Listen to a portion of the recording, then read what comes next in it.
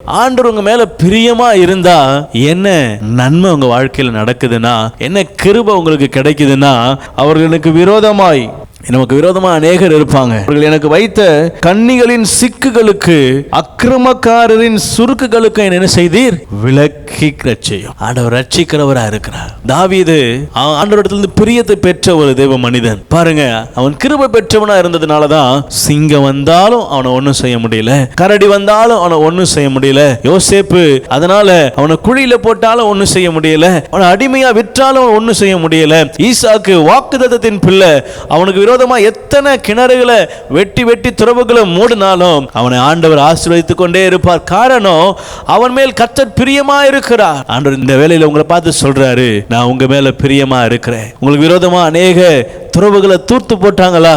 உங்களுக்குன்னு ஒரு பெயர் சபா இருக்கிறது, உங்களுக்குன்னு ஒரு ஆசீர்வாத கர்த்தர் நியமித்து வைத்திருக்கிறார். உங்க கரங்களில் அதை கொடுக்க வல்லவரா இருக்கிறார்.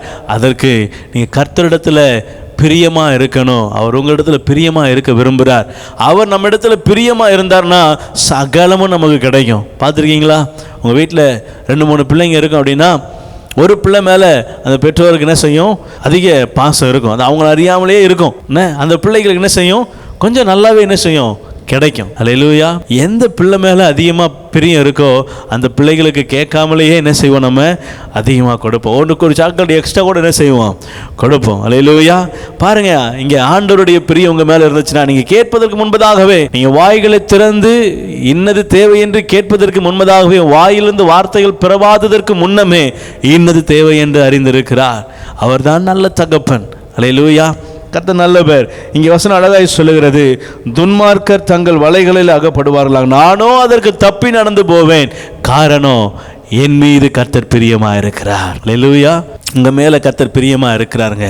உங்க மேல கர்த்தர் அக்கறையா இருக்கிறார், கண்ணோக்கமா இருக்கிறார்.